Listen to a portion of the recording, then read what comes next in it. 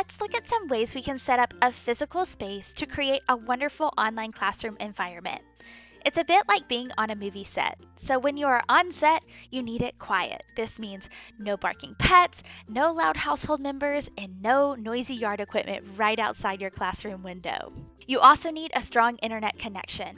A wired connection with an Ethernet cord is best. This is optimal for live video streaming, so plug in your Ethernet cord to make sure this is strong. You may also have to think creatively about the space you set up.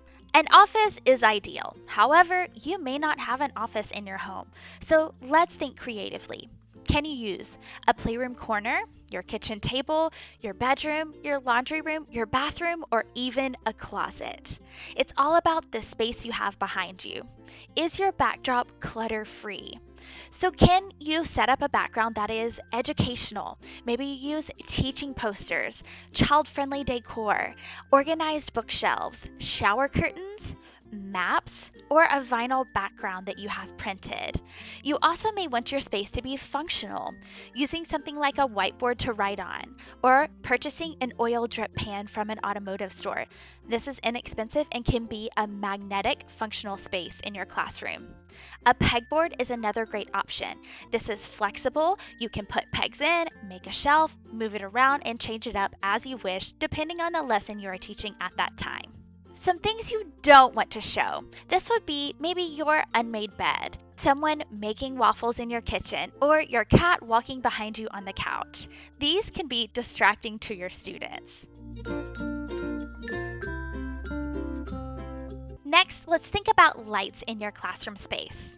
Plan your lighting according to the time of day in which you will be holding your lessons or recording your classes. Do you have natural light at this time? If you do, this is excellent. Just ensure it is directed at your face so you are illuminated on camera. If your light source is coming from behind you, then you appear more as just a silhouette on camera, and this is something we want to avoid. Your students want to see you. If you need more lighting than just a natural light source, shop around your household for some lighting you may already have. Using your overhead lights, using some tree lamps, which can be those with multiple arms that you can point and direct to avoid awkward shadows, or even some tabletop lamps placed outside your computer screen. These can help illuminate you and are free if you already have these in your home.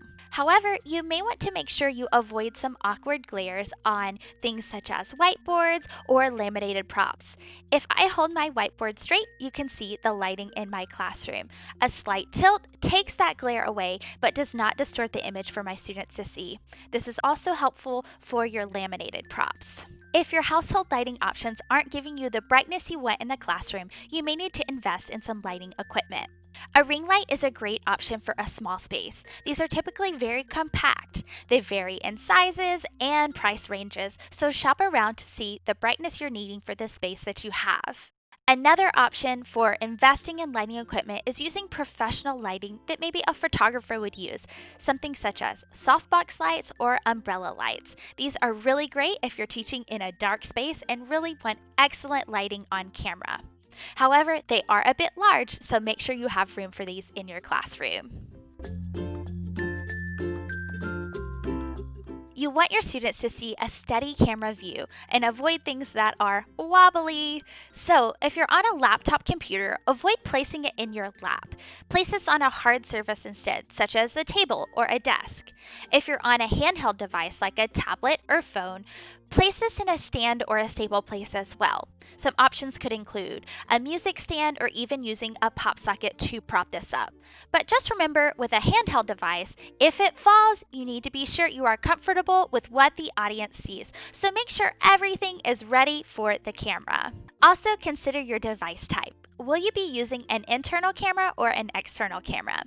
Internal cameras are convenient, but sometimes they don't offer the image quality you may be wanting to have in your classes. External cameras are an additional purchase, and you also may have to swap your computer to that device. However, they can really elevate the image clarity in the classroom and sometimes increase the brightness in your classroom. This is something to test out before your first lesson. Your angle of your camera is something else to consider. You want to make sure that you have your camera at eye level or 2 to 3 inches above.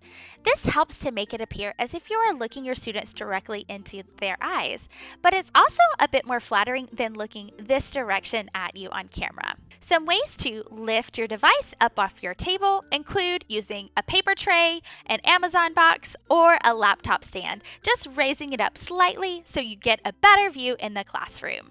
And part of being ready for the camera is looking professional, just as you would if you were getting in the car and driving to your brick and mortar classroom. Some things to consider are wearing child-friendly attire. You want to make sure that it is flattering for all angles. Should you stand or lean to grab an item, make sure you are camera ready.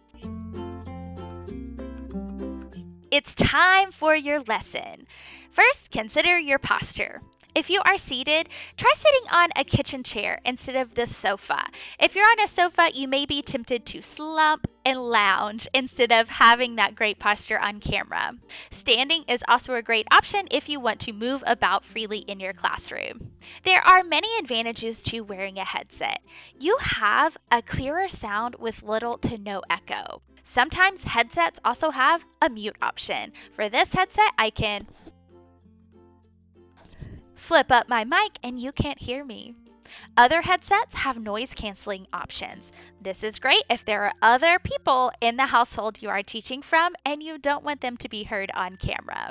Remain in camera view. This is helpful so you can display things for your students to see.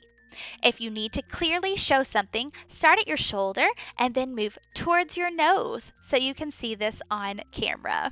You also want to make sure you have these items that you are showing to your students readily available. So consider some type of organizational system. Maybe you use a storage cart with baskets. You have these baskets placed either for the courses you are teaching or the parts of your lesson. That way you have books and whiteboards and markers and everything you need within an arm's reach and ready to go for your students. This may seem like a lot to remember and a lot of things to put in place, but hopefully once you have set up this space, it's ready for your students. You are a great teacher. You've got this.